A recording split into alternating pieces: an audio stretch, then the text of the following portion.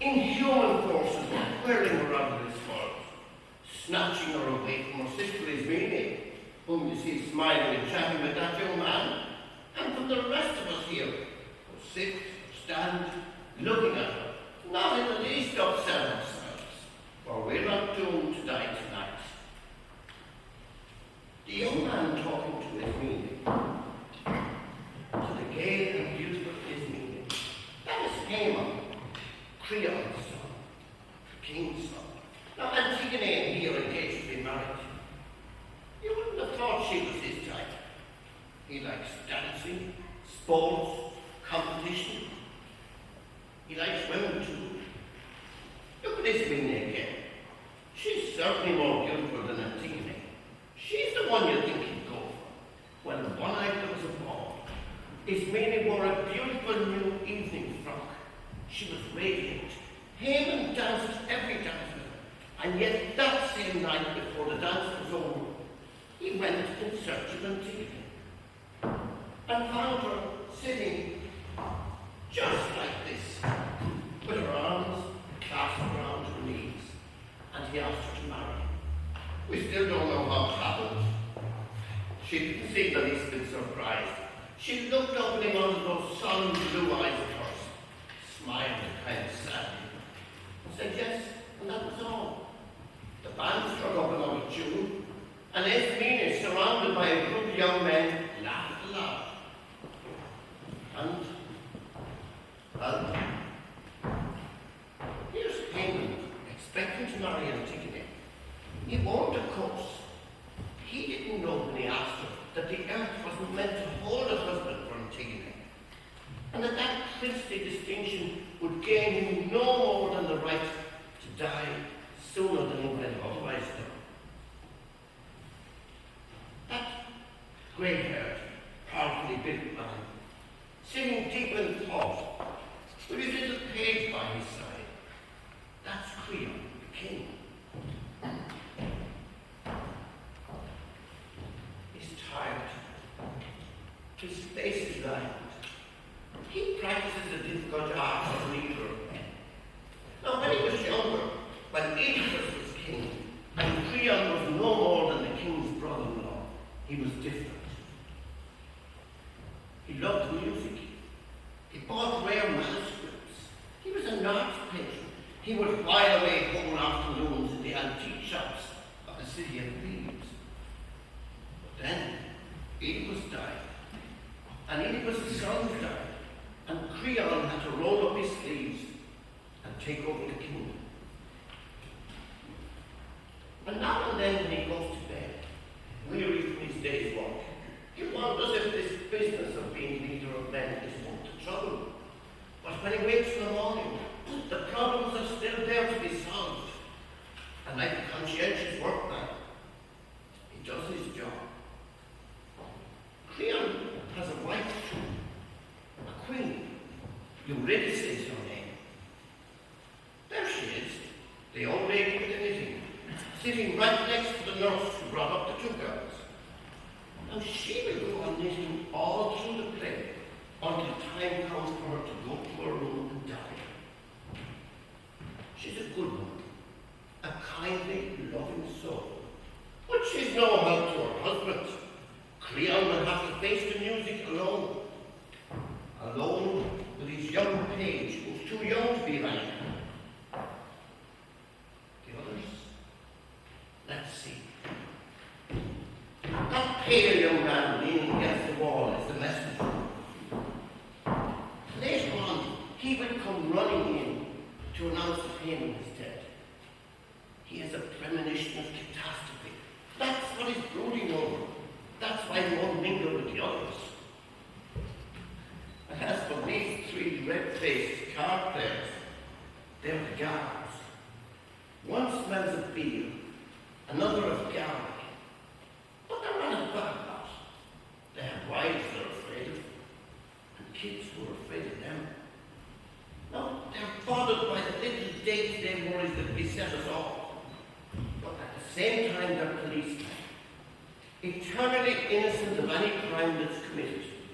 Eternally indifferent, because nothing that happens can matter to them.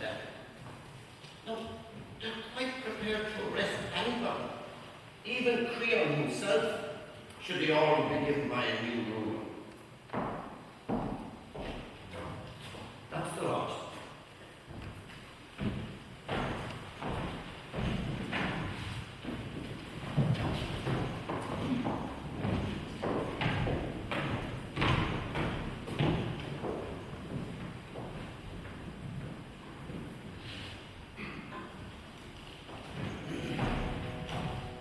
Now for the play. Oedipus was the father of the true Kilrush, Antigone in his meeting. Now he also had two sons, Eteocles and Polynices.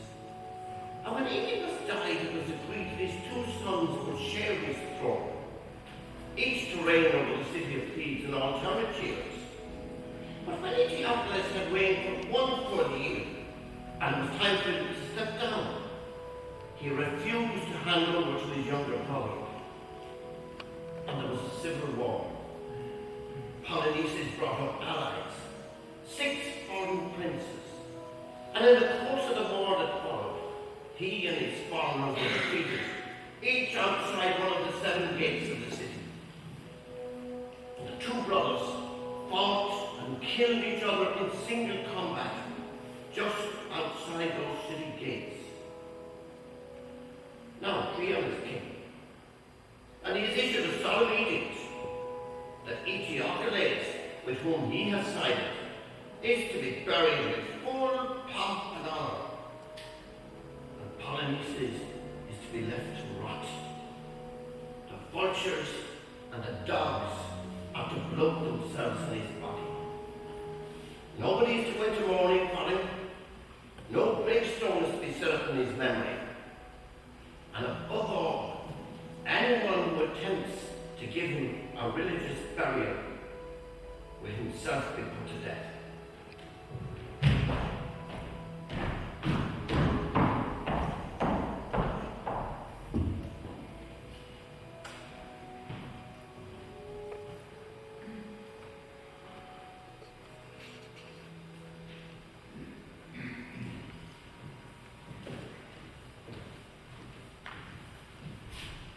Where have you been? Nowhere. It was beautiful. The whole world was grey when I went out. And now you don't even recognize it. It's like a postcard all pink and green and yellow. You'll have to get up the chairs if you want to see a world without colour. It was still pitch black when I got up. I went to your room, for I thought you might have flown off your planet in the night. You weren't there. The garden was lovely. It was still asleep. Have you ever thought how lovely a garden is when it's not yet thinking of men? You hadn't slept in your bed. I couldn't find you. I went to the back door.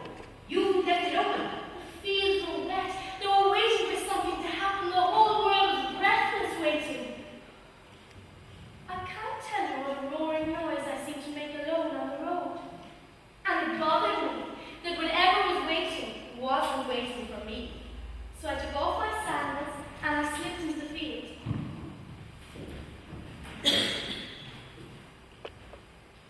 You'll do well to wash your feet before you go to bed, miss. I'm not going back to bed.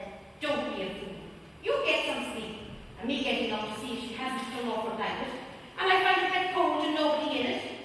Do you think if a person got up every morning like this, it would be just as thrilling every morning to be the first girl out of doors? Morning, my grandmother. It was night. It still is. And now, my girl, you do well to stop trying to squirm out of this and tell me what you've been up to and where you've been. That's true. It was still night. There wasn't a soul out of doors but me who thought it was morning. Don't you think it's marvelous to be the first person aware that it is morning? Oh, my little flibberty gibbet. Just can't imagine what I'm talking about, can't you? Go on with you. Where have you been? Wicked girl. No, not wicked.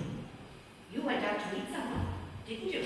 Yes. Deny it if you can. Yes, nurse. I went out to meet someone. Another? Yes, nurse. Yes, the poor dear. I have a lover. That's very nice now, isn't it? Such goings on. And you, the daughter of the king, running out to meet lovers. We work our fingers to the bone. We slave to bring you up like young ladies. But you're all the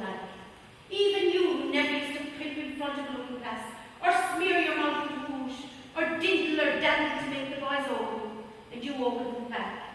How many times I say to myself, now that one, I wish she was more of a little coquette, always wearing the same dress, her hair tumbling around her face. I'll have this one on my hands for the rest of my life. But look at you. You're just like your sister after all, only worse. A hypocrite. Who is the lad? Some little scamp babe. Somebody you can't bring home and show to your family and say, well, this is him, and I mean to marry her into her mother. That's how it is it? Answer me! Yes, sirs, that's how it is. Yes, says she. God saves! I told her when she was only that high. I promised her poor mother that I'd make a lady of her. And look at her! But don't you both think that this is the end of this, my own? For I'm only a nurse, and you can play deaf and dumb with me. I don't count. But your Uncle Creon will hear this. That I promise you. Yes, Creon will hear this. And we'll hear what he has to say when he finds out that you go hunting alone at nights. Not to mention Helen, for the girl's engaged, going to be married. Going to be married! And she hops out of bed at 4 o'clock in the morning to meet somebody else in a field. Do you know what I ought to do with you? Put you over my knee the way I used to when you were a little one. Please, nurse, I want to be alone. And if you so much as speak of what she says, she wants to be alone. Nanny, you shouldn't scold here. This isn't a day when you should be losing your temper. Not scold. Not scold indeed. Along with the rest of it unto light. Didn't I promise your mother? What would she say if she was here? Oh, stupid. That's what you call me. Oh, stupid not to know how to keep my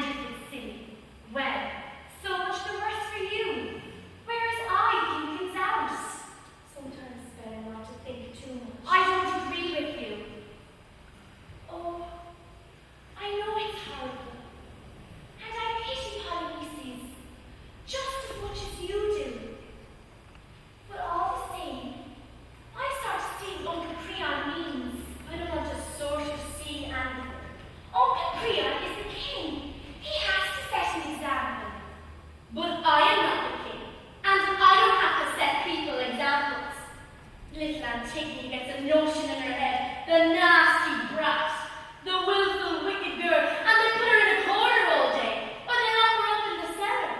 And she deserves it. She shouldn't have disobeyed. There you go, frowning, glowing, wanting your own stubborn way and everything. Listen to me, Antigone. I'm right oftener than you are. I don't want to be right. At least you try to understand. Understand? The first word I heard out of any of you was the word understand. Why didn't I understand that little girls don't play with water? Cold, black, beautiful flowing water. Because they'd spill it on the path's tiles. Or with earth. Because earth dirties the little girls from. Why didn't I understand that nice girls don't eat out of every dish at once? Or give everything in their pockets to beggars? Or run so fast in the wind that they fall down? Or ask for a drink when they're perspiring? Or want to go swimming when it's either too early or too late, merely because they happen to feel like swimming? Understand? I don't want to understand. There'll be time enough to understand when I'm old. If I ever am old. But not now. He is stronger than we are, Antigone.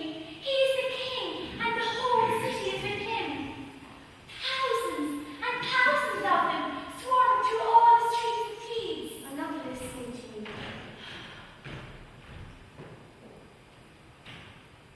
His mob will come running, howling as it runs. 1,000 arms will seize our arms. 1,000 breaths will breathe into our faces. Like one single pair of eyes, 1,000 eyes will stare at us. We'll be driven into a jugular and dragged to the scaffold for torture. There'll be thousands and thousands of them staring at us. And we'll know that no shrieking and no roaring will make them understand that we want to live. For they are like slaves who exactly. I can't, Antigone, I can't.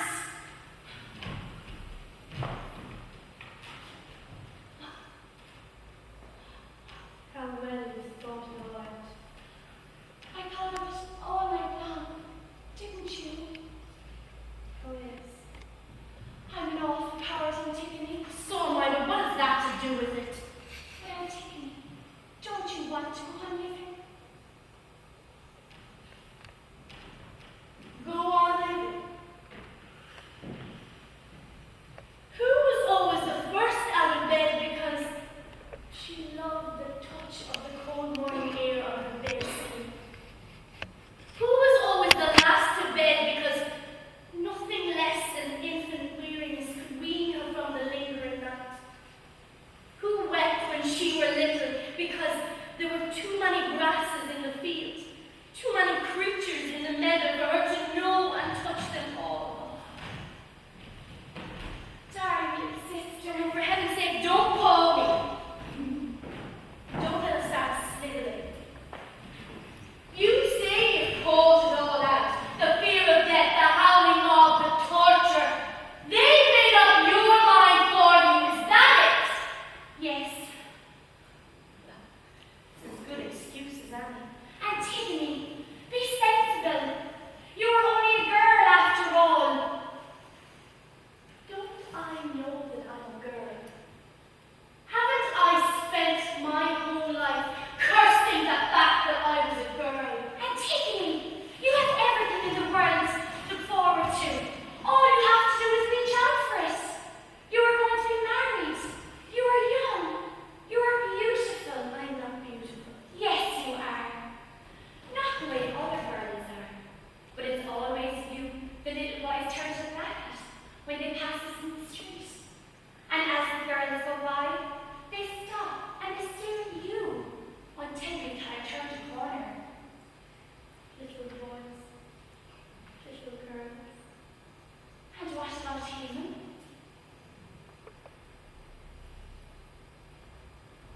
I shall see Haven this morning. I shall take care of Haven. You always said I was mad, and it didn't matter how little I was or what I wanted to do. Go back to bed now, Anouilh. The sun is just up, and as you can see, there is nothing I can do today. Our brother Polonices is as well guarded as if he had won the war and were sitting on his throne. Go along, you are pale with weariness. Wash your bones too.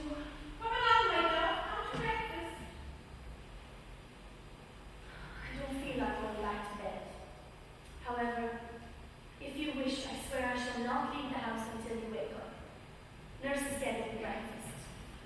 And go along, look at you. You can't even keep your eyes open. And will you listen to reason, won't you? You'll let me talk to you about this. Promise. I promise I'll let you talk. I'll let all of you talk. Now go.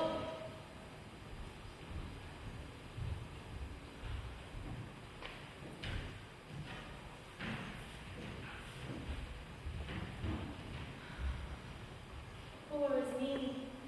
Come along, my dove. I've made some coffee and juice. Jack?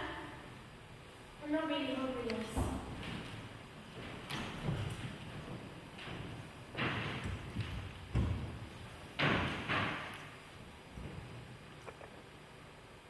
Where is Romy? Nowhere. Things keep you warm and safe the way you used to do when I was a little girl. Now you're stronger than all fever, stronger than any nightmare, stronger than the shadow of the cupboard that used to snarl at me and turn into a dragon on my bedroom wall. Now you're stronger than 1,000 insects, nibbling and gnawing in the silence of the night, stronger than the night itself, the weird hooting of the night birds that used to frighten me even when I couldn't hear them. Now you're stronger than death. Give me your hand, Nanny. As if I were ill in bed and you were sitting beside me. My darling, my lamb.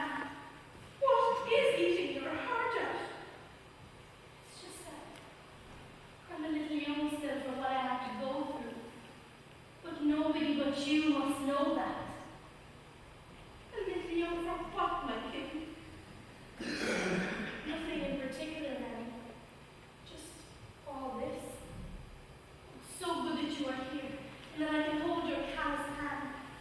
Your hand that is so prompt toward all evil. You are very powerful, Nanny. What is it you want me to do for you, my baby? There isn't anything. Except put your hand like this against my cheek. There. I'm not afraid anymore. Not afraid of the wicked ogre, nor of the sandman, nor of the dwarf that steals little children.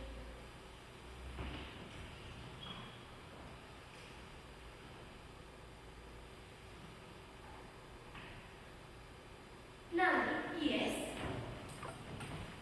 my dog Puff.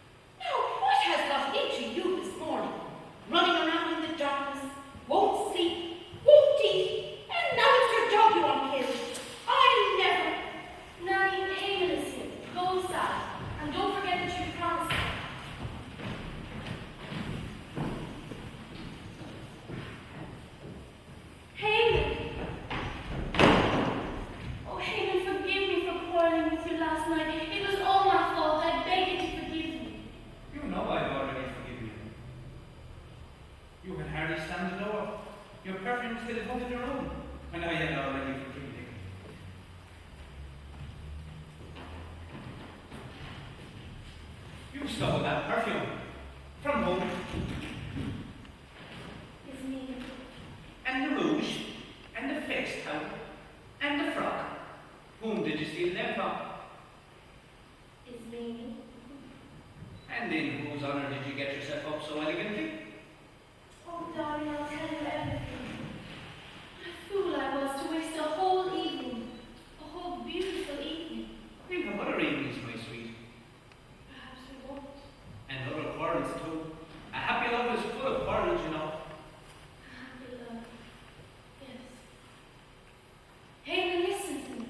Yes, And don't laugh at me this morning. Be serious. I am serious. And hold me tight. Tighter than you've ever held me before. I want all of your strength to flow into me. There. With all my strength. That's good. Haman, I wanted to tell you. You know the little boy that we were going to have when we were married? Yes. I'd have protected him against everything in the world. Yes, dears. Oh, you don't know how I should have held him in my arms and given him my strength. He wouldn't have been afraid of anything. I swear he wouldn't. Not of the falling night, nor of the terrible noonday sun, nor of all the shadows and all the walls of the world. Our little boy, his mother would have been very imposing. Her hair would have always been brushed, but she would have been strong where he was concerned. So much stronger than all those real mothers with their real bosoms and aprons round their middle. You believe that, don't you, Haven? Yes. Yes, my darling. And you believe me when I say that you would have had a real wife. Darling, you are my real love. Haven, you loved me. You did love me that night. You're sure of it. What night, my sweet? You're very sure that that night at the dance, when you came to the corner where I was sitting, there was no mistake. It was me you were looking for. It wasn't any other girl. And you were sure that never, never in your most secret heart of hearts have you ever said to yourself that it was me you ought to have asked to marry you. Antigone, you are idiotic. At least give me some credit for knowing my own mind. It's you I love, no one else. But you love me as a woman wants to be loved. Your arms around me, they're not lying, are they? This warmth that's in me, this confidence, this sense that I'm safe, secure, that flows through me as I stand here with my cheek in the hollow of your shoulder. They're not lies, are they? Darling, Antigone, I love you. Exactly as you love me. With all of myself.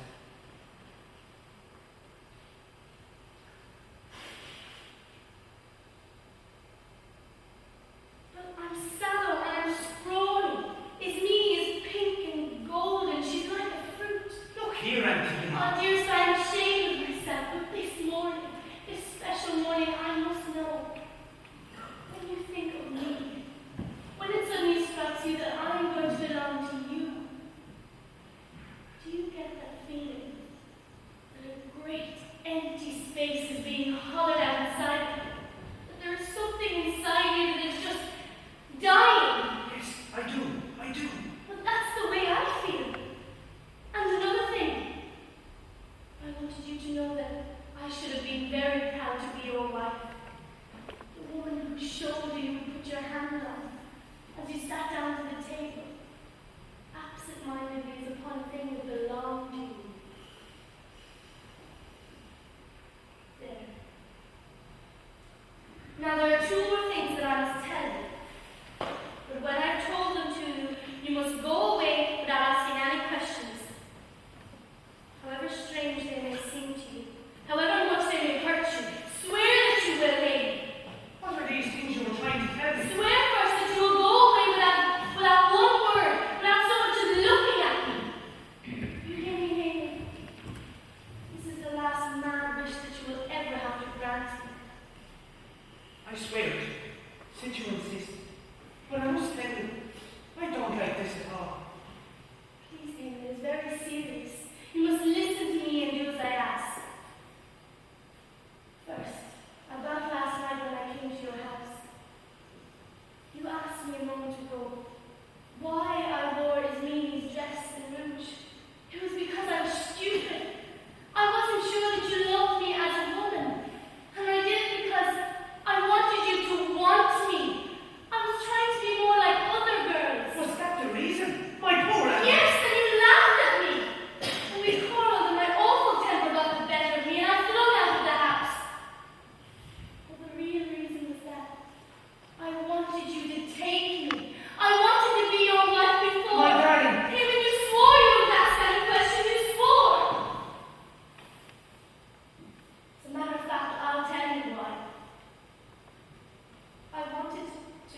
wife last night because I love you that way very, very strongly. And also because, oh my darling, forgive me. I'm going to cause you quite a lot of pain. I wanted it also because I shall never, never be able to marry you, even never. Even you took a solemn oath you swore. Leave me quickly. Tomorrow the whole thing will be clear to you, even before tomorrow, this afternoon. If you please, Amy, is the only thing left that you can do for me if you still love me.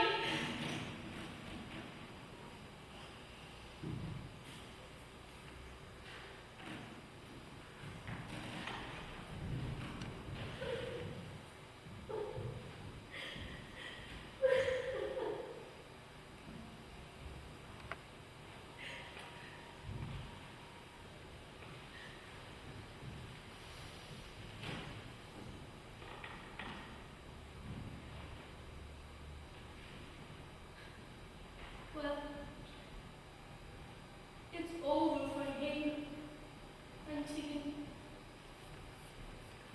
I can't sleep. I'm terrified.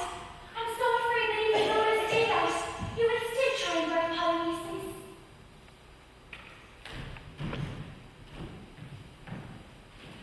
Antigone, sister, we all want to make you happy. Him and Nurse and I. And Puffin, you love. We love you. We are alive. We need you. And you remember what Polyneices was like? He was our brother, of course. But he's dead. And he never loved you. He was a bad brother. He was like an enemy in this house. He never thought of you. Why should you think of him? What if the soul does have to wander through endless time without rest or peace?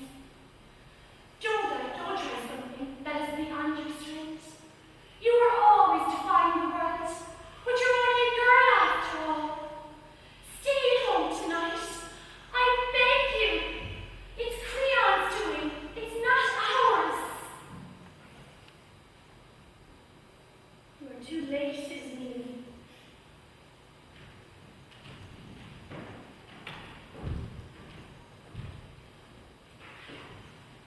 When you first saw me this morning, I had just come in from burying him.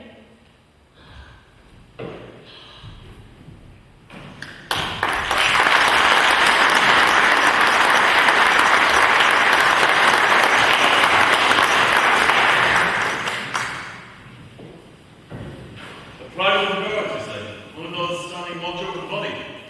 Show him in.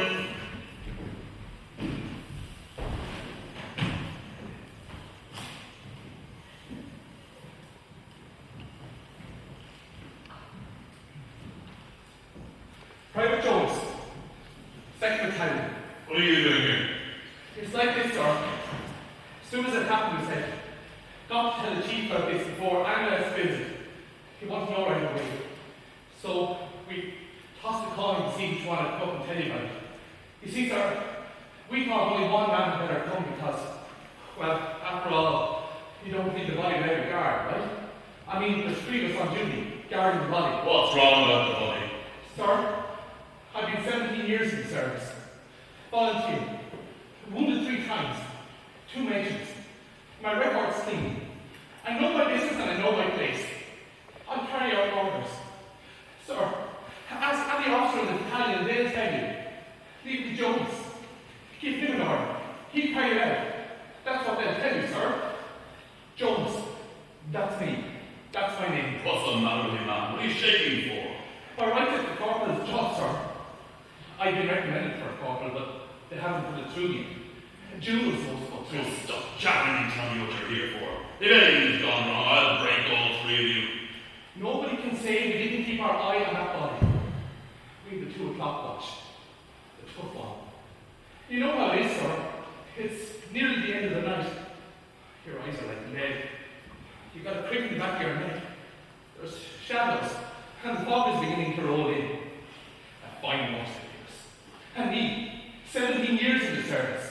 But we was doing our duty all right. On our feet, all of us.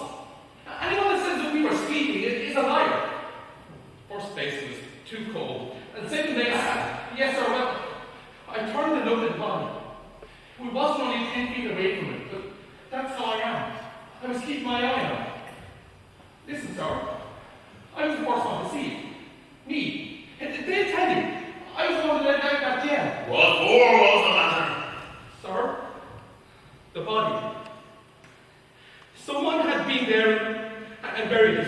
It wasn't much, you understand. With us three there, it couldn't be. Just covered it over with little dirt, that's all. But enough to hide it from buzzards. My God! You're quite sure it couldn't have been a dog digging up the earth? Not a chance, sir. That's kind of what we hoped it was. But the earth was scattered over the body, just like the priest tell you should do it. Whoever did that job knew what he was doing, all right. Who would have dared? Look here, was there anything to indicate who might have done this? Not a thing, sir. Maybe we've heard footsteps. I can't swear to it. Of course, we started off with the search. And the corporal found a shovel. A kid's shovel. No bigger than that. All rusty and everything. Well, corporal thought maybe a kid did it? A kid? I broke the back of the rebellion, like a snake that's coming together again.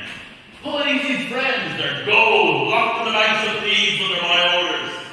The leaders of the mob, stinking of guard, and allied to envious princes. And the temple priests, always ready for a bit of fishing in troubled waters. A kid. I can imagine things like their kid.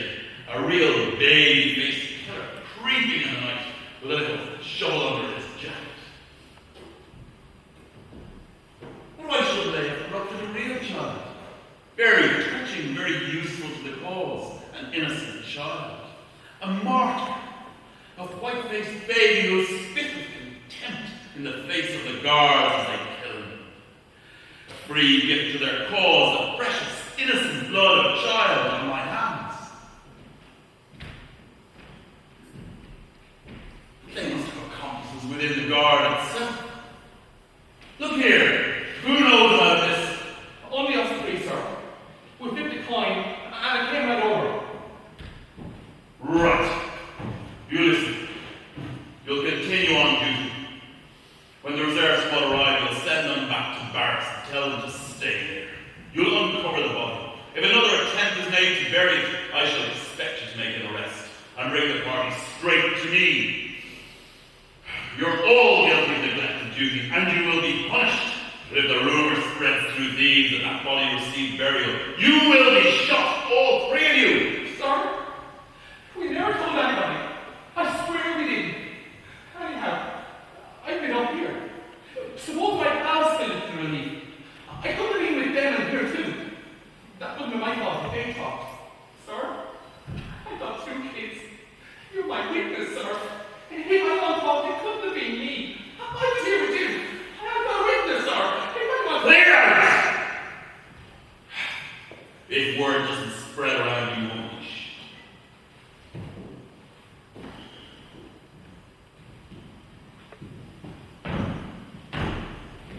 shot. Child, come here, my friend.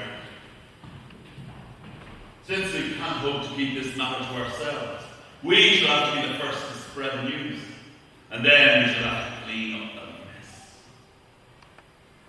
Would you sacrifice your life for me? Would you defy the guard with your little shovel? Of course you would. You'd do it too. A child.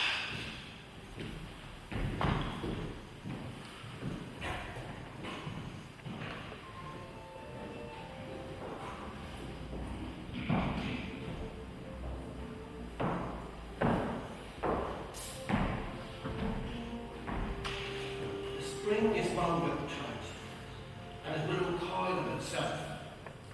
That's what's so convenient in tragedy. The least little turn of the wrist can do the job. Anything can set it going. A glance at a girl who happens to be lifting her arms to her hair as you go by. A feeling when you wake one fine morning that you'd like a bit of respect shown to you today, as if it were as easy to order as a second cup of coffee. One question too many, idly thrown out over a friendly drink, and the tragedy is on. The rest is automatic.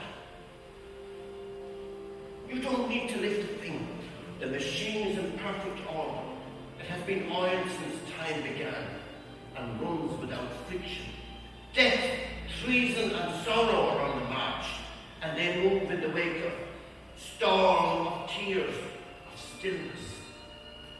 Every kind of stillness. The hush when the execution of acts goes up at the end of the last act. The unbreathable silence when, at the beginning of the play, the two lovers, their hearts bared, their bodies naked, stand face to face for the first time, alone in a darkened room, afraid to stir. The silence inside you when the roaring crowd acclaim the winner. So that you think of a film without a soundtrack. Mouths agape, no sounds coming out of them. A clamour that is no more than a picture. And you, the victor, already the vanquished, alone in the desert of your silence. That is tragedy. Tragedy is clean, it is restful, it is flawless. It has nothing to do with melodrama, with wicked villains, persecuted maidens, avengers, sudden revelations, and let down repentances. Death in a melodrama is really horrible, because it is never inevitable. The dear old father might so easily have been saved. The honest young man might so easily have called in the police 5 minutes earlier. But in a tragedy, there's never any doubt. Everybody's destiny is known, and that makes for tranquility. There's a certain kind of fellow feeling among the characters in a tragedy. He who kills is as innocent as he who gets killed. It's all a matter of what part you play. And tragedy is restful. And the reason is that hope, that vile and loathsome thing, has no part in it. There isn't any hope. You're trapped. The whole sky has fallen. And the only thing you can do about it is shout. Don't mistake me. I said shout. I did not say groan or whimper or complain. That you can't do. But you can shout aloud. You can say all those things you've always wanted to say, but never felt you had it in you to say. And you don't say these things because they'll do you any good. You know better than that. You do them, you say them for their own sake. You say them because you learn from them. In a melodrama, we argue and struggle in the hope of escape. That is vulgar. It is practical. But in a tragedy where there's no temptation to try to escape, argument is gratuitous. It is kingly.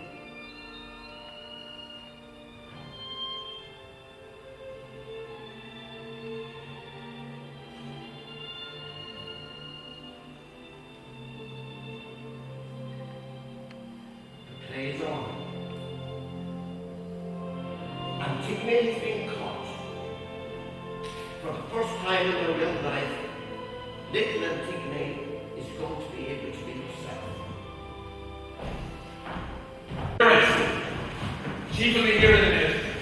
You can tell him all about it. All I know is my orders. I don't know what you're doing there. People always have excuses. But I can't afford to listen to them, see? What? If we'd listen to all the people who want to tell us what's the matter in this country, we'd never get our work done. You, keep hold of her. I'll see that she keeps her face shut. They are hurting me. Tell them to take their dirty hands off of me. Dirty hands, eh? The least you can do is try to be polite, miss. Look at me. I'm polite. Tell them to let them go. I shan't run away. My father was King Oedipus. I am a king! King Oedipus's little girl. Well. Listen, miss. The night watch never picks up a lady when they say, "Oh, you better be careful. I'm sleeping with the police commissioner." I don't mind being killed, but I don't want them to touch me. What about the spits, the dirt and such like? You wasn't afraid to touch them, was you? Their dirty hands. Take a look at your own hands. You must have lost your little shovel, didn't you? Haven't got with your fingernails the second time, I bet.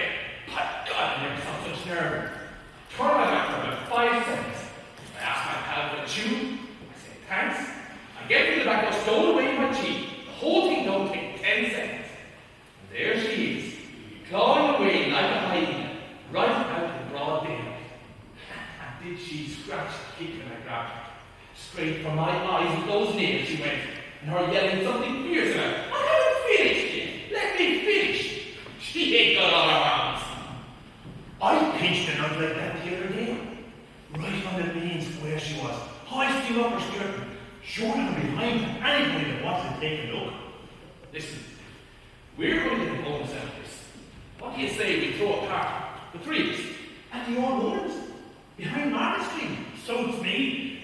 Sunday would be a good day. We're off duty on Sunday. What do you say we bring our wives? No, let's have some fun this time. Bring your wife as always something goes wrong.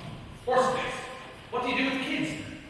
Bring them? They always want to go to the camp just when you're right in the middle of a game of cards or something. Listen, who would have thought that an hour ago that us three would be talking about throwing a party now? The way I felt when the old man was interrogating me, we'd be lucky getting off the doctor once a day. I want to tell you, I was scared. You're sure we're going to get a bonus? Yes. Something tells me that this is big stuff. Hey, what's his name? You know, that fella in the 3rd Battalion, he got an extra month's pay for catching a firebug. Well, if we get an extra month's pay, I vote we throw the party at the O'Reillys. You're crazy. He charges twice as much for liquor as anyone else in the town. Unless you want to go upstairs, of course. You can't do that in the old woman's. Well, we can't keep this for our wives no matter how you work it out. You get an extra month's pay, and what happens? Everyone in the battalion knows it. Your wife knows it too. You might even line up the battalion and give it out in front of everybody. So how are you going to keep your wife from finding out? Well, we'll see about that. Of course, if they do the job out in the barrack yard, that means women, kids, everything. I should like to sit down, if you please. Let her sit down. But keep hold of her.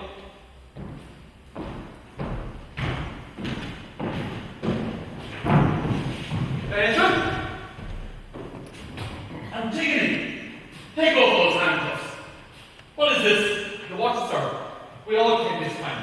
And who's standing guard of the body? We sent for the relief. I gave orders to the reliever to return to barracks and stay there.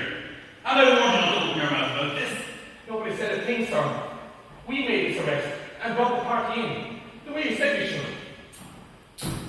Where did these men find you? Right by the body. What were you doing near your brother's body? You knew what my orders were. What was she doing? Sir, that was why we brought her in. She was digging up the dirt with her nails. She was trying to cover up the body all over again. Do you realize what you're saying? Sir, ask these men here. After I reported to you, I went back, and the first thing we did, we uncovered the body. The sun was coming up, and it was beginning to smell, so we moved him up onto a little rise to get him in the wind.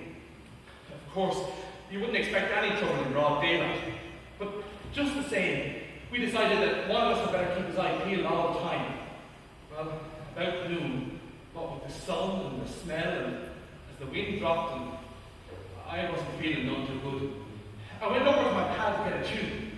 I had just time to say thanks and stick it in my mouth, and when I turned around, there she was, clawing away at the dirt with both hands, right out in broad daylight. And would you think that when she saw me come running, that she'd let it out of there? Not her. She went right on digging as fast as she could, as if we weren't there at all. And when I grabbed her, she scratched and bit and yelled to leave her alone, that she wasn't finished yet, and the body wasn't all covered yet, and the likes of that. Is this true? Yes, it's true. We scraped off the dirt as fast as we could, and we sent for the relief and the postman. But we did that thing, sir, and we brought in the party, so as you could see her. And that's the truth. So help me God. And was it you who covered the body the first time, in the night? Yes, it was me. For the toy show that we used to bring to the seashore when we were children. It was Polonice's own show. He had carved his name out on the handle. That is why I left it with him. But when I went back, these men had taken it away, so I had to do it with my hands. Sir, she was clawing away like a wild animal. Matter of fact, the first minute we saw her, well, popping the heat haze and everything, my pal says, see a dog, he says. Dog like this, that's a girl that is. And it was. Very well. Show these men to the Antigone. You three will wait outside. I may need a report from you later. Do I put the cuffs back on her, sir? No, I will deal with Antigone.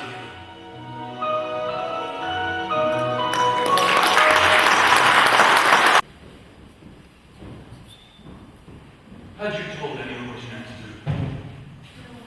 Did you meet anyone on your way? Coming or going?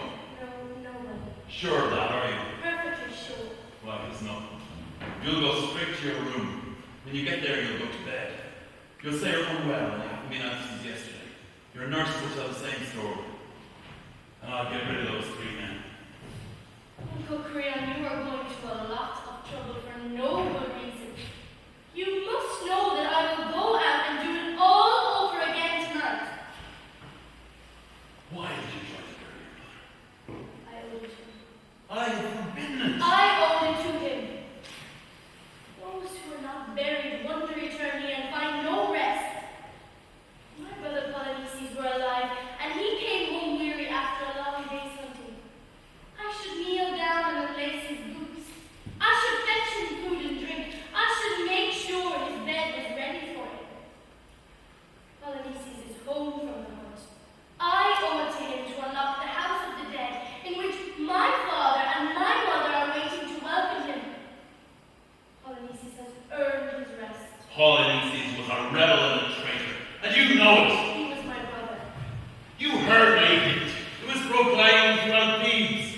You read my edict. It was posted on the city walls. Of course I did. You knew the punishment I decreed for anyone who attempted to give a burial. Yes, I knew the punishment. Did you by any chance act on the assumption that a daughter of Oedipus' stubborn pride was above the law? No, I did not act on that assumption. Because if you had acted on that assumption, Antigone, you would have been deeply wrong. Nobody has more sacred obligation to obey the law than those who make the law. You're a daughter of lawmakers, a daughter of kings, Antigone. You must obey the law. Had I been a scullery maid washing my dishes when that law was read aloud to me, I should have scrubbed the greasy water from my eyes and went out in my apron to bury my brother. What nonsense. If you'd been a scullery maid, you'd have been in no doubt as to the seriousness of my edict. You'd have known that it meant death, and you'd have been satisfied to weep for your brother in your kitchen. But you thought that because you come of the royal line, because you're my niece, and I'm going to marry my son, that I shouldn't dare have you killed. You were mistaken. Quite the contrary. I never doubted for a second that you would have me put to death. Pride. Oedipus and his headstrong pride all over again. I see your father in you, and I believe you. Of course your father should have you put to death. Proud as you are, it seemed a natural climax to your existence. Your father was like that. For him as for you, human happiness was meaningless, and mere human misery was not enough to satisfy his passion for torment. You come of people for whom the human investment is a kind of straitjacket. It cracks at the seams. You spend your lives wriggling to get out of it, and nothing less than a cozy tea party with death and destiny will quench your thirst. The happiest hour of your father's life came when he listened to the story of how, unknown to himself, he had killed his own father and dishonored the bed of his own mother. Drop by drop, word by word, he drank in the dark tale that the gods had destined him, first to live and then to fear. How aptly men and women drink the brew of such a tale when their names are Oedipus and Antigone. And how simple it is then afterwards to do as your father did, to put out one's eyes and take one's daughter begging on the highways. Let me tell you, Antigone, those days are over for Thebes. Thebes is a righteous king without a past. My name, thank God, is only Creon. I stand here with both feet firm on the ground and both hands in my pockets. I have decided that for so long as I am king, being less ambitious than your father was, I shall merely devote myself to introducing a little order into this absurd kingdom, if that's possible. be romantic. It's my trade. The trade a man has to work at every day. And like any trade, it's not all beer and skittles. But since it's my trade, I take it seriously. And if tomorrow some wild and bearded messenger comes in from some wild and distant valley, which is what happened to your dad, and tells me that he's not quite sure who my parents were, but thinks that my wife, Eurydice, may actually be my mother, I shall ask him to do me the kindness to go back where he came from. And I shan't have a little matter like that persuade me to order my wife to take a blood test, and the police to let me know whether or not my birth certificate was forged. Kings, my girl, have other things to do than surrender to their private feelings. And you're to be killed. I have other plans for you. You're going to marry Anouilh, and I want you to fatten up to give him a good sturdy boy. Let me assure you, Antigone, that Thebes needs that boy a lot more than it needs your death. You'll do as you've been told now, and go along to your room. Not a word about this to anyone. Don't worry about those guards. I'll see that their mouths are shut. Oh, don't annihilate me with those eyes. I know you think me a brute, and I'm sure you consider me very prosaic. But the truth is, I've always been fond of you stubbornly you always were. Don't forget, your first doll came from me. Where are you going? You know perfectly well where I'm going. What kind of game are you playing? I'm not playing games. Antigone, do you realize that if, apart from those three guards, a single soul discovers what you're trying to do, it will be impossible for me to avoid putting you to death? There's still a possibility I can save you, but only if you keep this matter to yourself and give up your brazen purpose. 5 minutes more and it'll be too late. You understand that? I must go and bury my brother. Those men uncovered him. What good can you? You know there are other men standing guard for Polynesians now. And even if you covered them again, the earth will again be removed. I know all that. I know it. But that at least I can do. What a person can do, a person ought to do. Tell me, Antigone, do you believe in all that flummery about religious burial? Do you really believe that the so-called shade of your dead brother is condemned to wander forever homeless, if a little earth isn't flung onto his corpse to the accompaniment of some priestly abracadabra? Have you ever listened to the priests of Thebes mumbling their formula? Have you ever watched those dreary bureaucrats prepare the dead for burial, skipping half the gestures required by ritual, swallowing half their words, hustling the dead into their graves out of fear they might be late for lunch? Yes, I've seen all that. And did you never say to yourself that if someone you really loved lay dead under their shuffling, mumbling ministrations, you'd scream out loud and beg the priests to leave the dead in peace? Yes, I've thought all that. Yet you still insist on being put to death, merely because I refuse to let your brother go out with that grotesque passport? Because I refuse in the wretched consolation of some mass production jibber-jabber that you'd have been the first to be embarrassed by if I had allowed it? The whole thing is absurd! Yes, it's absurd. Then why, Antigone? Why? For the sake of those that believe in it? To raise enemies? No. For whom then? If not for them, and not for Polynesians either? For nobody. For myself. You must want very much to die. You look like a trapped animal. Stop being sorry for me. Do as I do. Do your job. But if you are a human being, do it quickly. That is all I ask of you. I'm not going to be able to hold out forever. Antigone, I want to save you. You are the king. You are all powerful, but that you cannot do. You think not? Neither save me nor stop me. Prideful Antigone, believe us. Only this you can do. Have me put to death. Have you tortured, perhaps? Why would you do that? To see me cry? To hear me beg for mercy?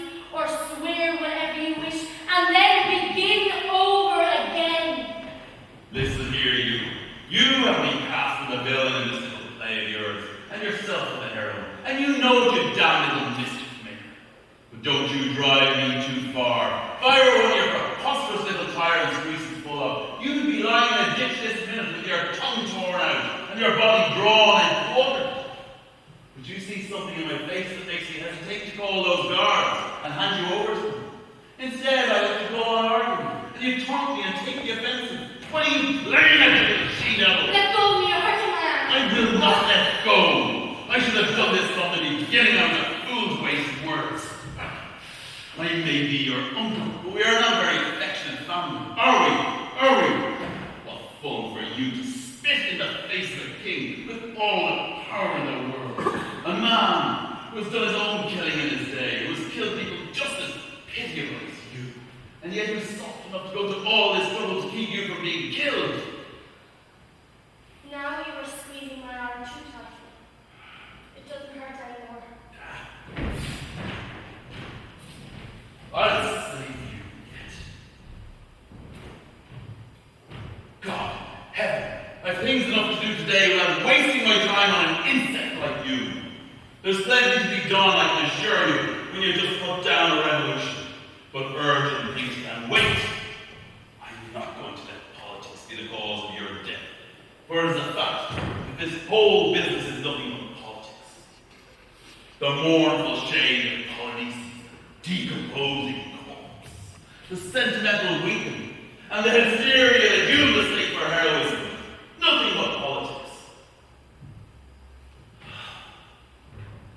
Look here. I may not be soft, but I'm fastidious. I like things clean, well scrubbed, ship-shape. Don't think that I'm not just as offended as you are by the thought of that meat rotting in the sun. In the evening when the breeze comes in off the sea, you can smell it in the palace and it nauseates. But I refuse even to shut my window. It's vile, and I'll tell you what I can't tell anyone else. It's stupid, monstrously stupid, that the people of Thebes have got to have their noses rubbed into it a little bit longer. My God, if it were up to me, I'd have had them bury your brother long ago as a mere matter of public hygiene. I admit that what I'm doing is childish. But if that feather-headed rabbi governor to understand what's what, that stench has got to fill the town for a month! You are a loathsome man. I admit it. My trade forces me to be. We could argue over whether or not I should follow my trade, but once I take on a job, I must do it. Why do you do it at all? My dear, I awoke one morning to find myself king of Thebes. Lord knows there are things I love in life more than power. But then you should have said no. Yes, I could have done that. But that would have been the coward's part. Like a workman refusing a job that needs to be done. So I said yes. So much the worse for you then. I didn't say yes. I can say no to anything I think vile, and I don't have to count the cost. But because you've said yes, all that you can do now for all your crown and your trappings and your guards, all that you can do is have me killed. Listen to me. If I want to, Creon, I don't have to listen to you if I don't want to. You've said your yes. There's nothing more you can say to me that I don't know. You sit there drinking in my words. Why is it that you don't call your guards? I'll tell you why. Because you want to hear me out to the end, that's why. You mute. Oh, no, I don't. I frighten you. That is why you talk about saving me. Everything would be so much easier if you had a docile, tongue-tied little Antigone living in the palace. I'll tell you something, Uncle Creon. I'll give you back one of your own words. You are too fastidious to make a good tyrant, and you are going to have to put me to death today, and you know it, and that's what frightens you. God, is there anything uglier than a frightened man? Very well. I am afraid. Does that satisfy you? I'm afraid that if you insist upon, I shall have you put to death. And I don't want to. I don't have to do things that I think are wrong. If it comes to that, you didn't really want to leave my brother's body unburied out there. Say it. Admit that you didn't. I've already said it. But you did it just the same. And now, though you don't want to do it, you're going to have me killed. And you call that being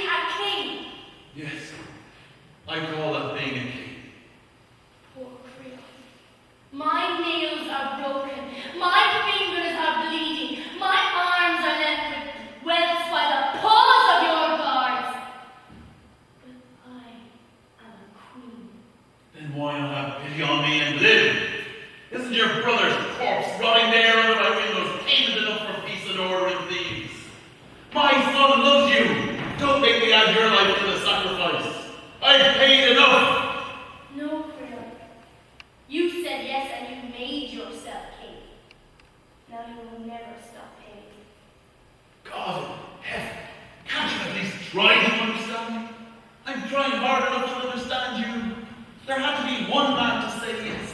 Someone had to agree to captain the ship. She'd sprung 100 leaks. She was loaded to the waterline with crime, ignorance, poverty.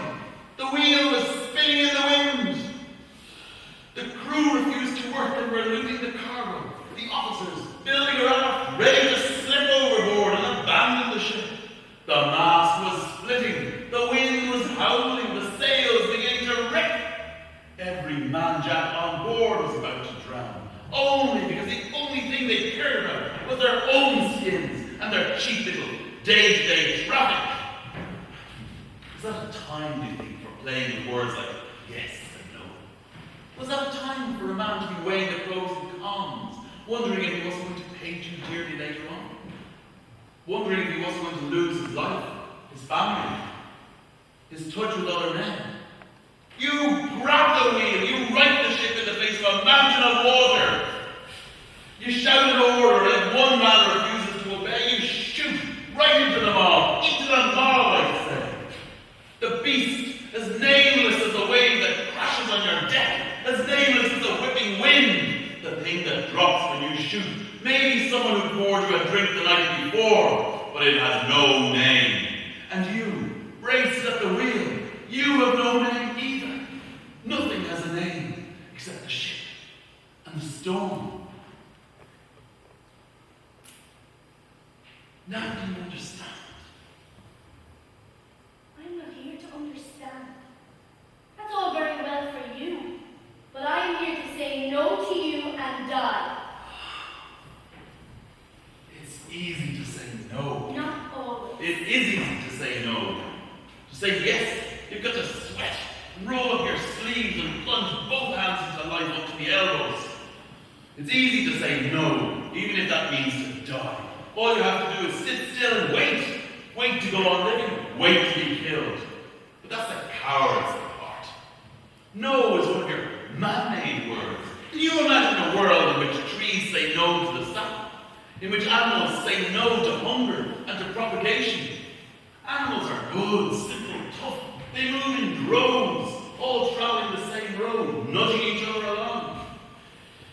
Some keel over, but the rest go on. And no matter how many fall by the wayside, there'll always be the same few who'll go on, bringing their young into the world, all traveling the same road, with the same obstinate will, unchanged from those who went before.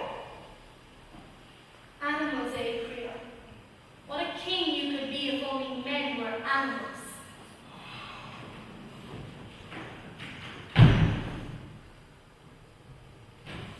You despise me, don't you?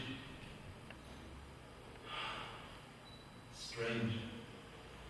Again and again, I've imagined myself holding this conversation with a pale young man I've never met in the flesh.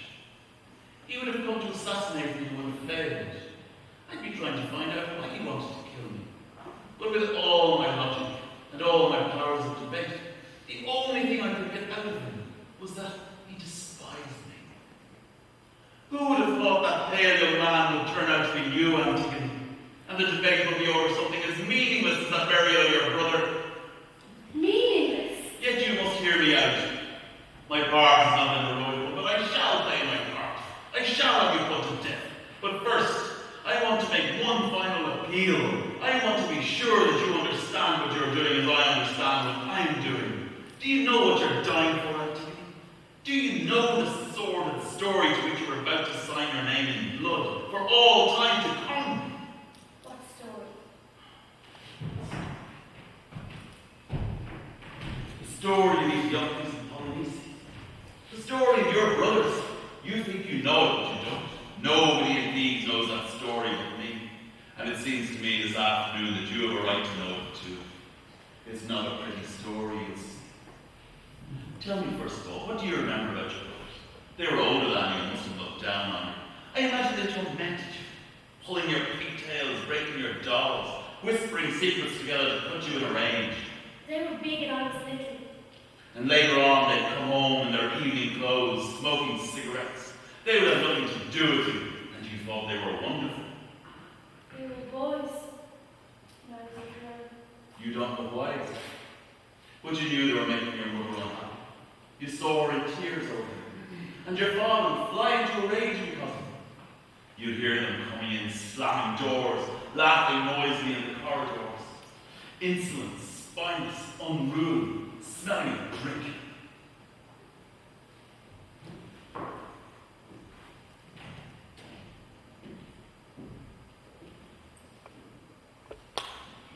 Once, it was very early, and he had just got up.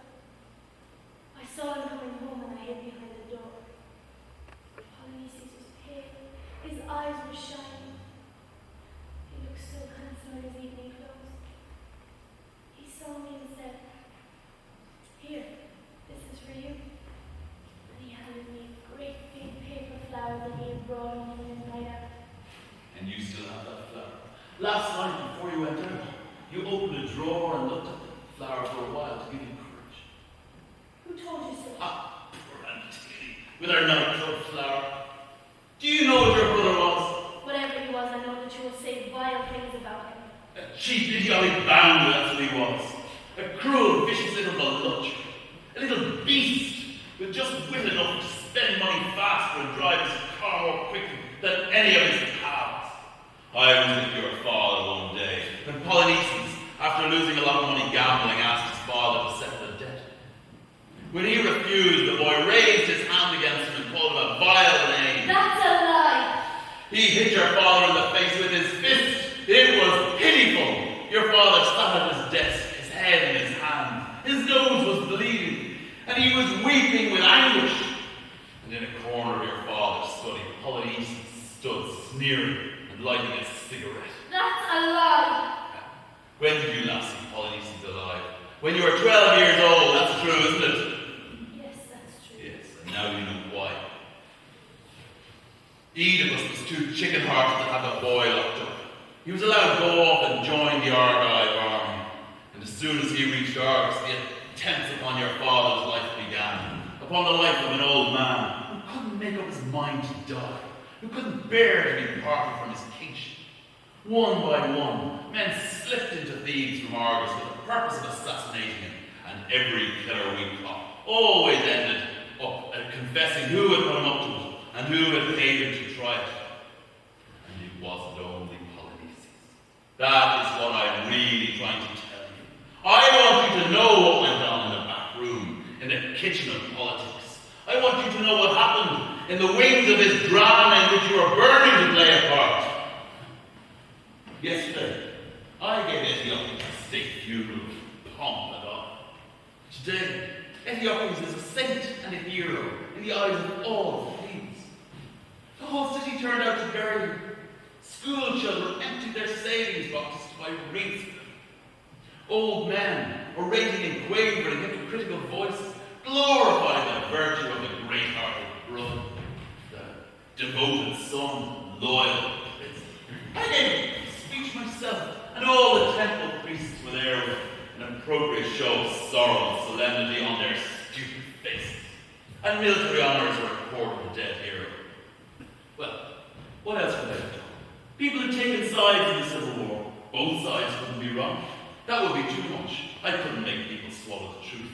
2 gangsters was more of a luxury than I could afford.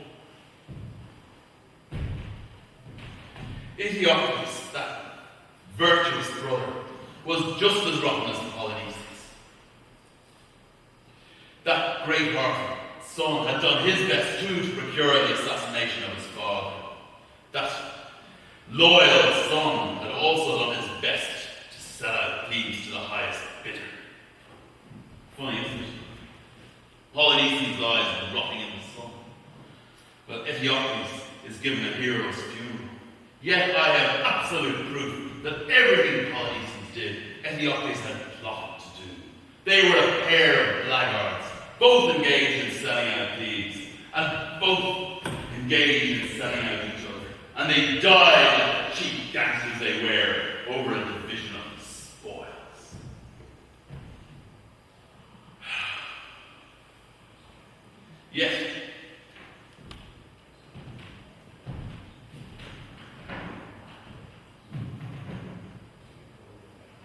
Well, as I told you a moment ago, I had to make a martyr of one.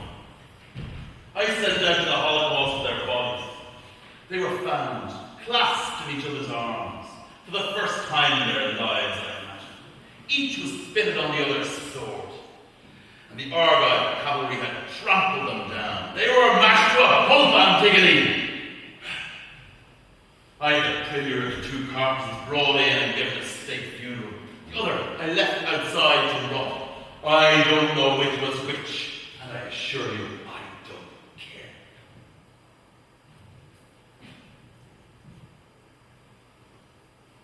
Why do you tell me all of this?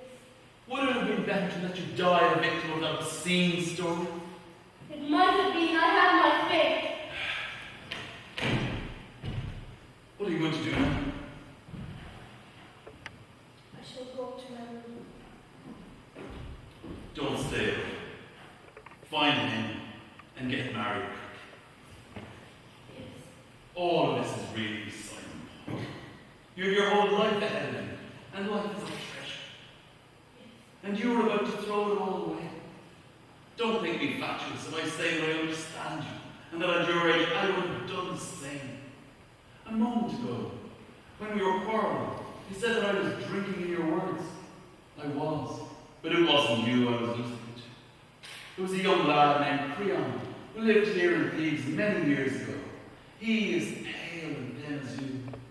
His mind, too, was filled with thoughts of self-sacrifice. Go and find him. Get married quickly. Be happy.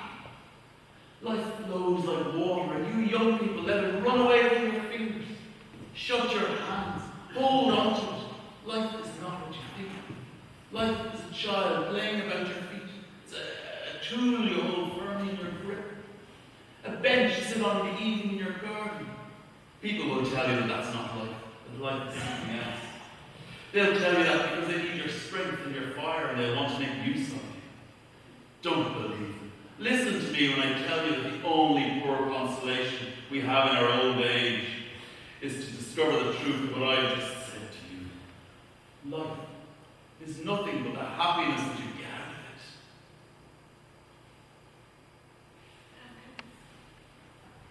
Not much of a word, is it?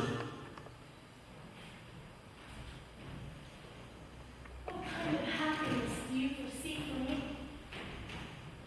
Paint me the picture of your perfect Antigone.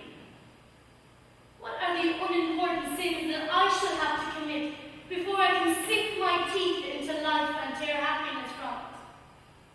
Tell me, to whom shall I have to lie? Upon whom shall I have to fall? Who must I leave dying while I turn away my eyes? Be quiet! Why do you tell me to be quiet, when all I want to know is what I have to do in order to be happy? This minute, since it is this very minute that I must make my choice. You say that life is so wonderful. All I want to know is what I have to do in order to say that myself. Do you know Haman? Yes, I love Haman. But the Haman I love is hard and young, faithful and difficult to satisfy, just as I am. But if what I love in Haman is to be worn away like a stone step by the thread of the thing you call life, the thing you call happiness, if Haman reaches the point where he stops growing pale with fear when I grow pale, stops thinking that I must have been killed in an accident if I am 5 minutes late, stops feeling alone on earth when I laugh and he doesn't know why, if he too has to say yes to everything, why no, then no, I do not love Haman. You don't know what you're talking about! I do know what I'm talking about. Now it is you who have stopped understanding. I am too far away from you now, talking to you from a kingdom that you can't get into with your quick tongue and your hollow heart. I laugh, Creon, because I suddenly see you as you must have been at 15. The same look of impotence in your face, the same inner conviction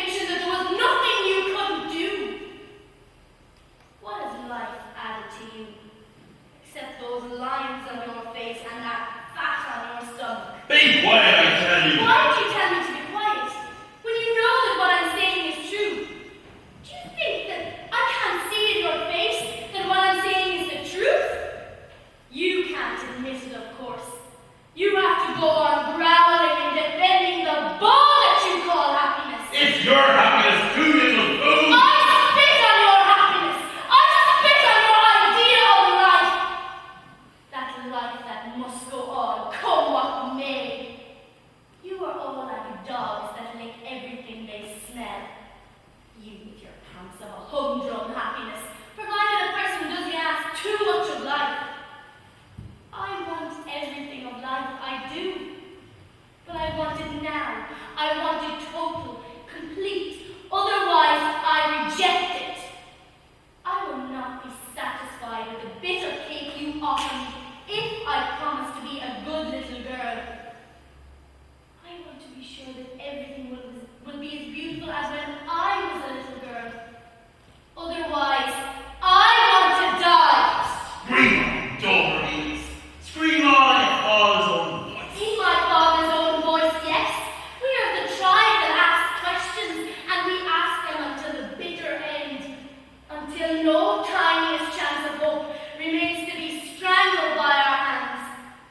We are of the tribe that hates your hope, your docile female hope. Hope, your whore! Shut up. You can see how ugly you are screeching those words. Yes, I am ugly. Father was ugly too. But Father became beautiful. And do you know when? At the very end. When all his questions had been answered. When he could no longer doubt that he had killed his own father. That he had gone to bed with his own mother. When all hope was gone, stamped out like a beating. When it was absolutely certain that nothing could save him, then he was at peace. Then he could smile. Almost then he became beautiful. Whereas you, those faces of yours, you candidates for election to happiness. You are the ugly ones, even the handsomest of you, with that ugly glint in the corner of your eye, that ugly crease at the corner of your mouth. Creon, you spoke the word a moment ago, the kitchen of politics. You look it and you smell it. I order you to shut up, you hear? You order me, cook. Do you really think that you can give me orders? Antigone, Anouilh, full of people. You wanted to hear you. Open the doors. Let us make sure that they can hear me. My God, you shut up, you hear? Antigone! You too. What do you want? Oh, forgive me, Antigone. I've come back. I've been brave. I go with you now. Where will you go with me? Creon? If you kill her, you'll have to kill me too. Oh, no, Ismini, not a bit of it. I die alone. You don't think I'm going to let you die with me after what I've been through. You don't deserve it.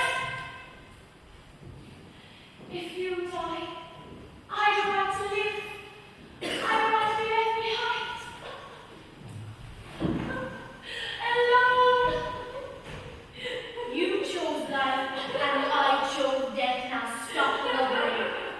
You had your chance to come with me in the black night, to creep on your hands and knees, to claw up the earth with your nails as I did, to get yourself caught like a thief as I did, and you refused it.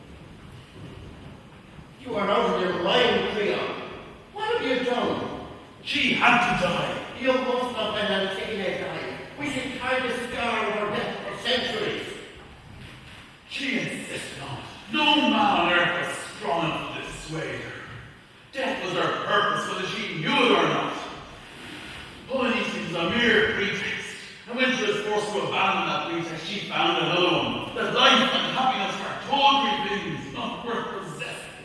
She was bent on just one thing, to reject life and to die. She's a mere child, Creon. What would you have me do for her? Condemn her to live?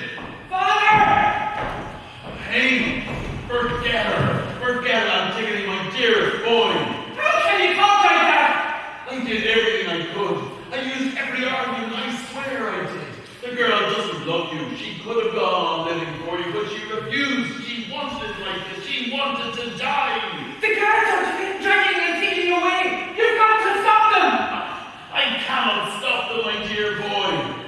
It's too late now. Antigone has spoken. The story is all over Thebes. I cannot save her now. You must find a way, Creon. Lock her up. Say she's gone out of her mind. The people will know it isn't true. The nation will say I'm making an exception of her because my son loves her. I cannot. You can still gain time and get her out of Thebes. Some Maw already knows the truth. It's howling for her blood. But Father, you are master in Thebes.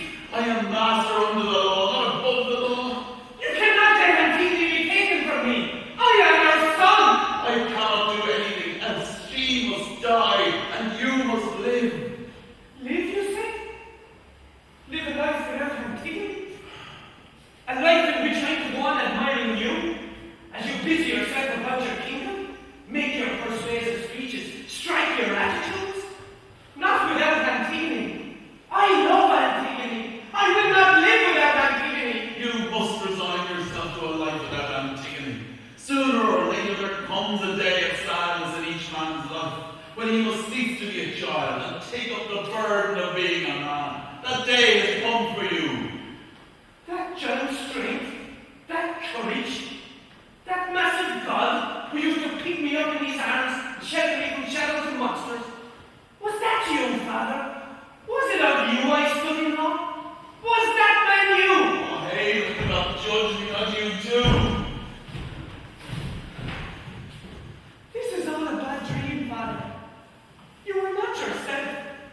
It isn't true that we've been backed up against the wall, forced to surrender. We don't have to say yes to this terrible thing. You are still king. You are still the father I revered. You have no right to desert me, to shrink into nothingness. The world will be too rare. I shall be too alone in the world. If you force me to disown you, The world is bare, then, and you are alone. You must cease to think your father all-powerful. Look straight at me. See your father as he really is. That is what it means to grow up and be a man. I tell you, I will not live without Antigone. Creon, the boy was going mad. The poor boy, he loves her. Creon, the boy is wounded to death. We are all wounded to death.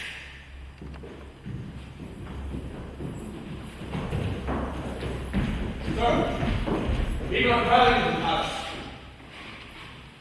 Creon, I don't want to see their faces. I don't want to hear them howl. You are going to have me killed. Let that be enough. I want to be alone until it's over. Clear the palace. Guards on the gates.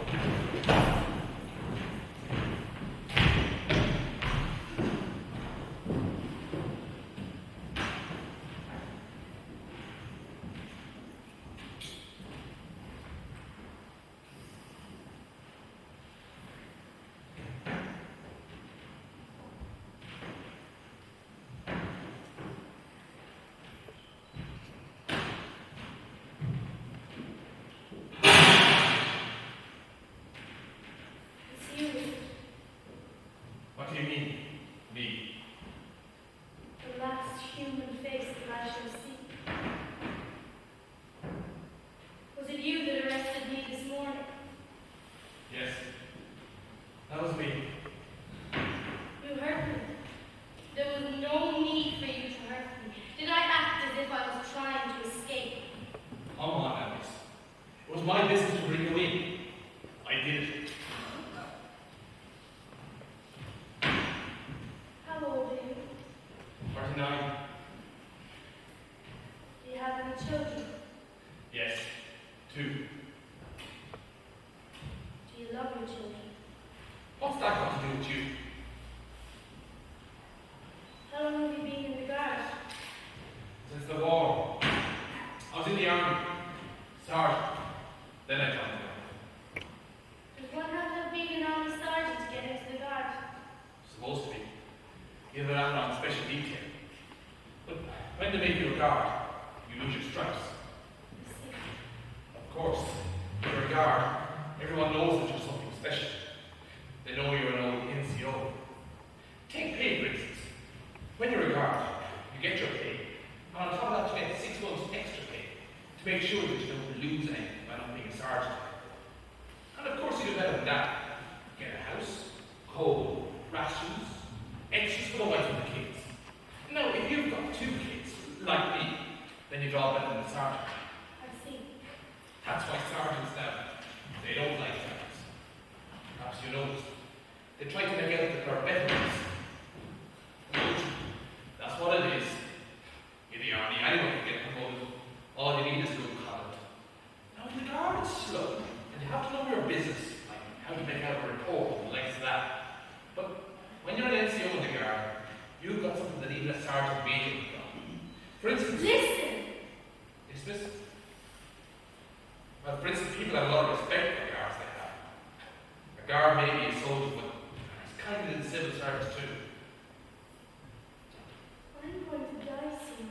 Do you think it hurts to die? How would I know? Well, of course, someone sticks a saber in your guts, turns it round. It hurts. How are they going to put me to death? I'll tell you. I read a proclamation on it.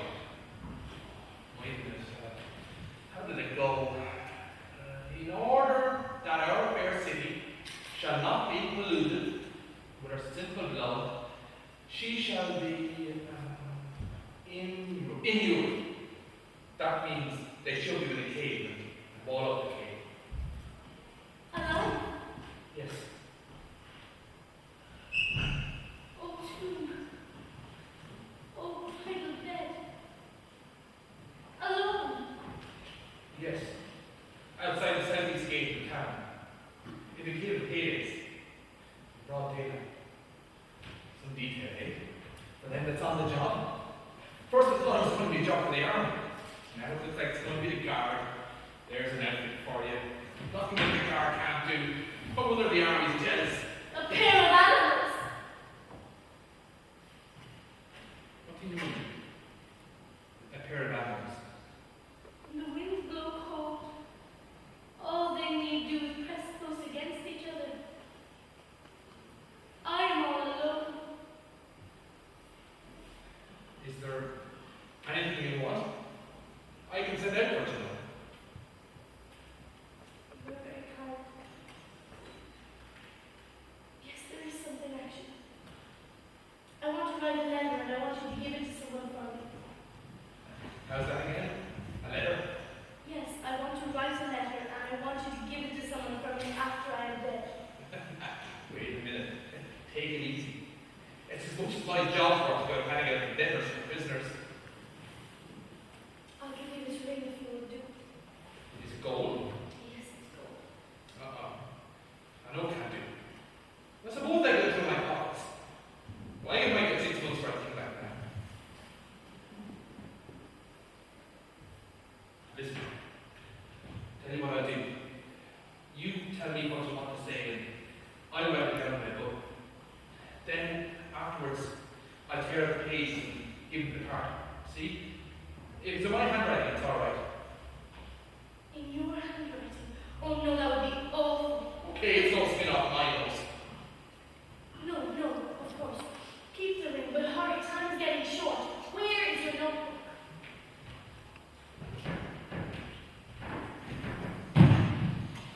Ready? Write this down. My darling. Boyfriend, eh?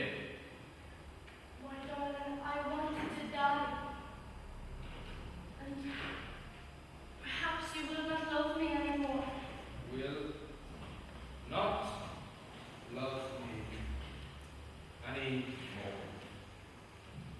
Creon was right. It is terrible to die. Terrible to die. And I don't even know what I'm dying for. I'm afraid. Wait a minute. How fast do you think I can write? Where are you?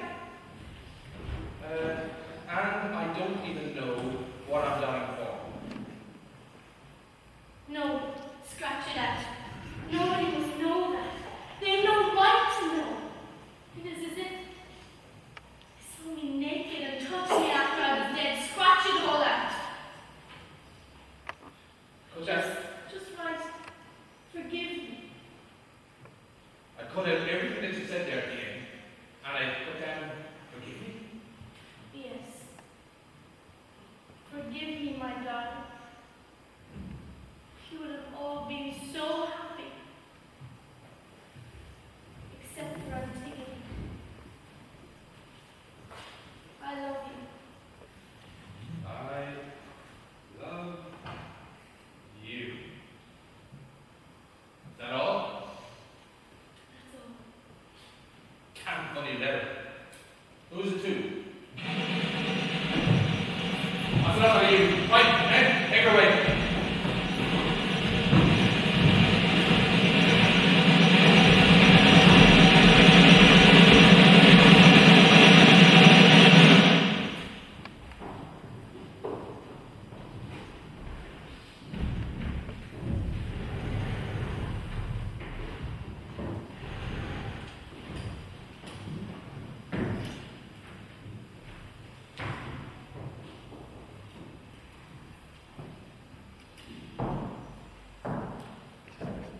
And now was this Creon's turn. The Queen! The Queen! Where's the Queen? What do you want of the Queen? What did you say to the Queen? News to break her heart. Antigone had just been thrust into the cave.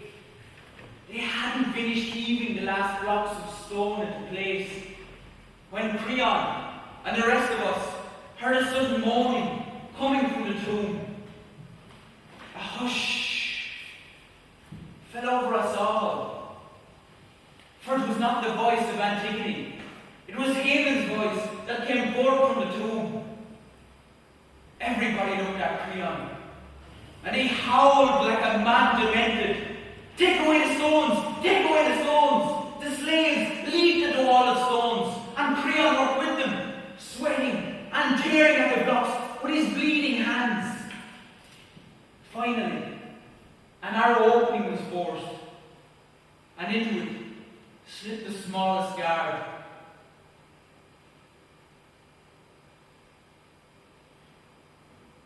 Antigone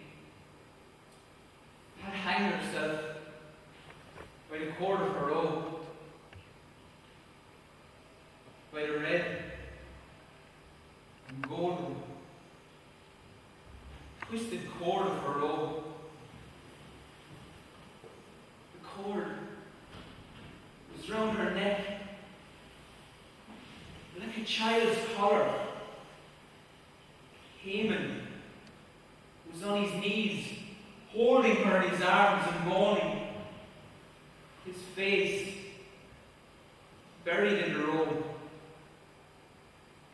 More stones were removed, and Creon came into the tomb. He tried to raise Haman to his feet. I could hear him begging Haman to rise to his feet. But Haman was deaf to his father's voice. Till suddenly, he stood up of his own accord, his eyes dark and burning. Anguish was in his face, but it was the face of a little boy. He stared at his father. Then suddenly, he struck him hard and drew his sword.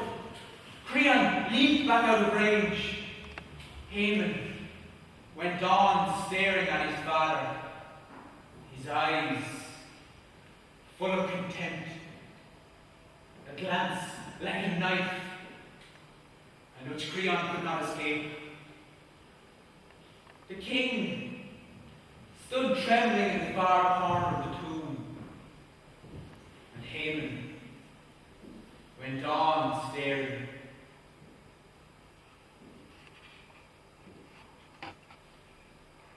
Then,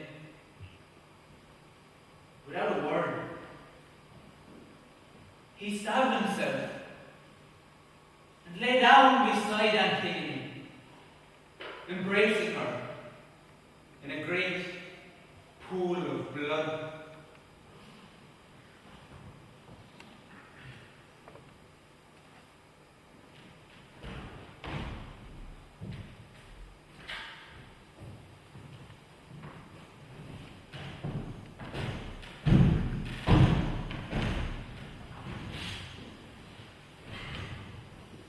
I have had them laid out side by side. They are together at last, and at peace. Two lovers on the morrow of their bridal. Their work is done. But not yours, Creon. You still wanting to learn. Eurydice, the queen, your wife. A good woman. Always busy with her garb, her reserves, her knitting. Those jerseys she never stopped from knitting for the poor. One would almost think that was all the poor needed. The poor and thieves are going to be called this winter Creon.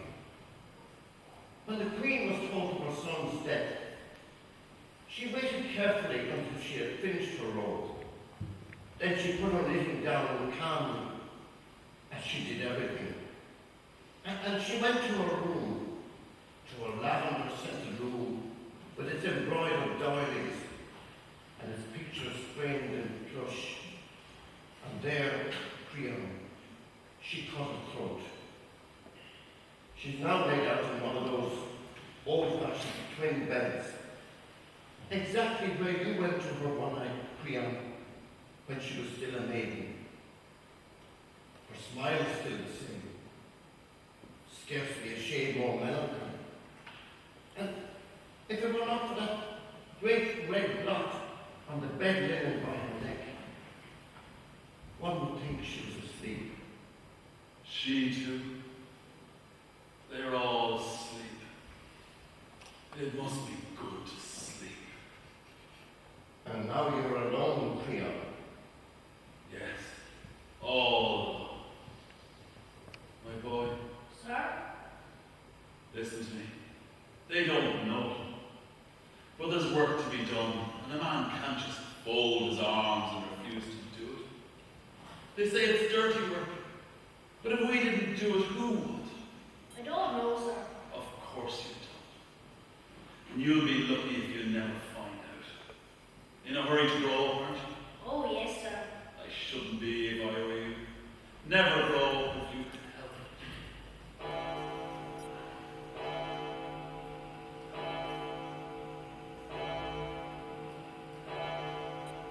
What time is it? 5 o'clock, sir. What are we on at 5 o'clock?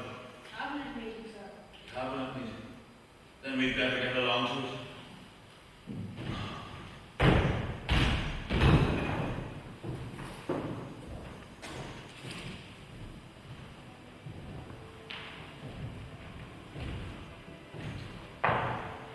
And there we are. It's quite true that if it had not been for Antigone, they would all have been in peace. But that's all over now. And they are all at peace. All those who were meant to die have died. Those who believed one thing, those who believed the contrary, or even those who believed nothing at all, yet were caught up in the web without ever knowing why. All dead, stiff, rotting, useless. And now those who survived can quietly begin to forget the dead. They will not remember who was who, or which was which. It's all over now. Antigone is calm tonight, and we shall never know the name of the fever that consumed her. She has played her part.